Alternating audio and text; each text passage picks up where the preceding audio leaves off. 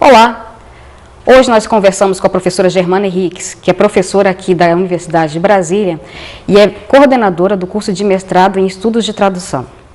A professora Germana defendeu a tese Carolina Maria Jesus, o estranho diário da escritora vira-lata, no ano de 2004.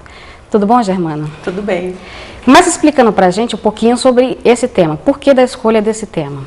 Obrigada, Nara, pelo convite. O tema surgiu numa discussão de uma aula de doutorado e me disseram, olha, por que você não estuda a Carolina Maria de Jesus? Ela é uma escritora tão interessante. E, de fato, eu fui pesquisar um pouco mais e descobri que a Carolina Maria de Jesus é uma mulher que só tem 2 anos de escola primária e que tinha mais de 4.000 páginas de manuscrito. Então, isso me apaixonou e eu fui atrás.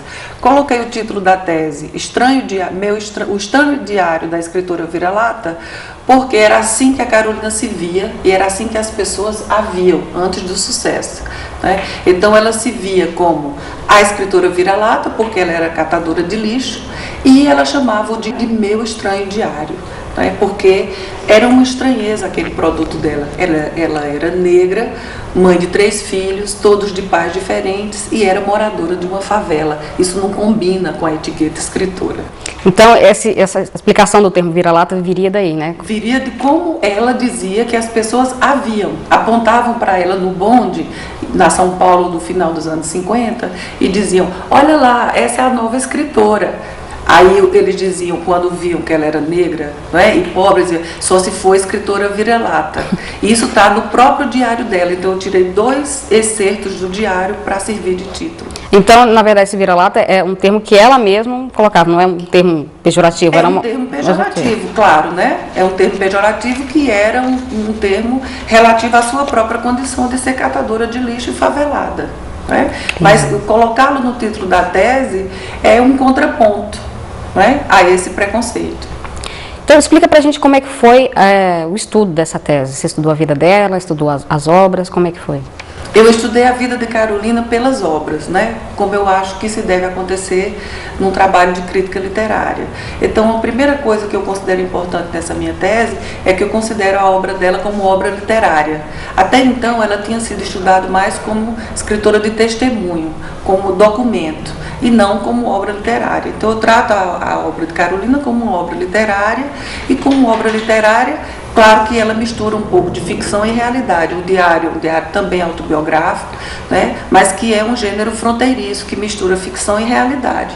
Então, essa parte de realidade, claro, tem a ver com esse referente, que é a Carolina Maria de Jesus, favelada, oriunda de Sacramento, Minas Gerais, não é? Neta de ex-escravos. Então, a pesquisa da vida dela, eu consegui fazer por intermédio da obra literária.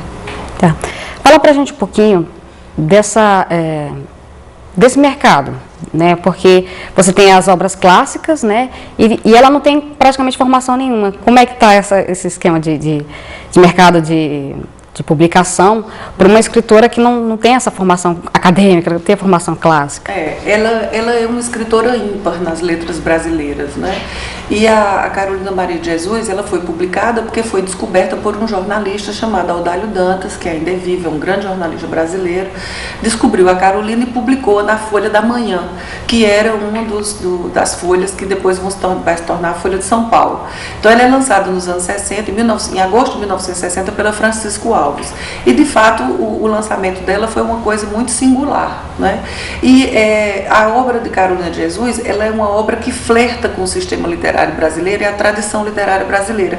Ela está numa relação que é ao mesmo tempo marginal e central. Central porque ela imita a literatura canônica. E marginal porque alguém da condição dela normalmente não escreve. Então, o mercado, quando surgiu a Carolina, adotou-a, né? Ela foi best-seller, ela foi ela fez uma grande vendagem na semana, mais do que Carlos Lacerda, nessa primeira semana de agosto de 1960. Então, a relação do mercado com esse tipo de literatura, ela é uma relação conflituosa. Por um lado, eles pegam aquilo que faz sucesso. Agora, perdurar, né, se tornar a partir daí uma obra canônica, é uma coisa um pouco mais complicada, né? Então, o mercado pega o que é novidade, mas depois dessa primeira surpresa, dessa primeira novidade, a obra de Carolina de Jesus passa a ser trabalhada, estudada pela academia. Isso leva perto aí de 40 anos. E como que é essa relação na academia? Como é que a Carolina é tratada dentro das universidades? Ela é tratada ainda como uma escritora marginal? Olha, uma exceção, né?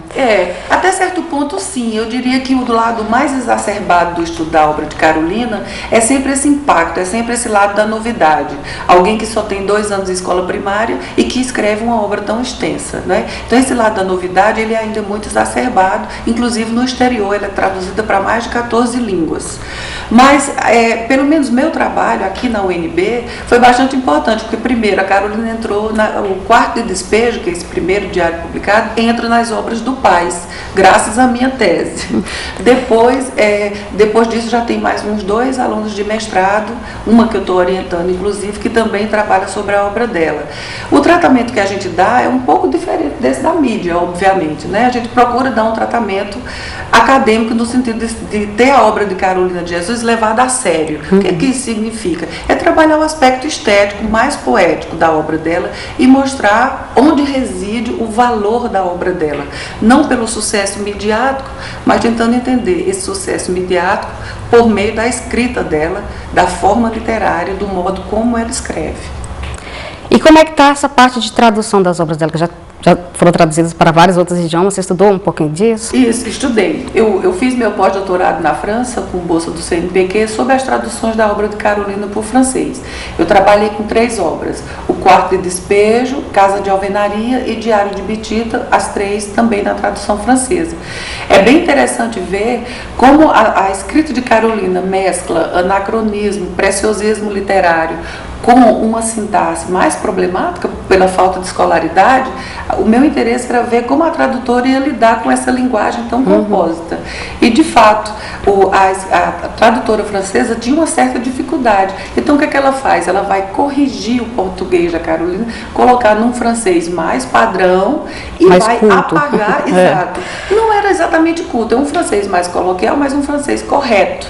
Né? E ao mesmo tempo, esse lado precioso, que é o lado mais literário da Carolina de Jesus, ela vai apagar, vai transformar isso numa escrita mais homogênea. Mas, por exemplo, Casa de Alvenaria é publicado na França com o prefácio do Alberto Moravia, que é um grande escritor italiano, jornalista também, o que de certa forma legitima e apresenta de uma maneira positiva a obra dela aos escritores franceses. A outra curiosidade é que Diário de Betita, que foi publicado primeiro na França, é eleito pelas leitoras da revista Elle, da Côte d'Azur, como a melhor obra publicada naquele ano. Eu acho isso um fato muito curioso, sabendo que Carolina era uma ex-favelada brasileira e é eleita, né, pelas leitoras de uma das regiões mais ricas da França. Muito obrigada, Germana, pela participação. Nada, foi muito interessante. Pelo convite. Foi muito interessante, obrigada mesmo. Se você quiser mais informações sobre a tese da professora Germana, basta procurar na Biblioteca Central da UNB ou mandar um e-mail para a própria professora no germanahp@gmail.com. E se você quiser participar do nosso programa, basta mandar um e-mail para unbtv@unb.br. O Explique de Sua Tese de hoje fica por aqui. Até o próximo programa.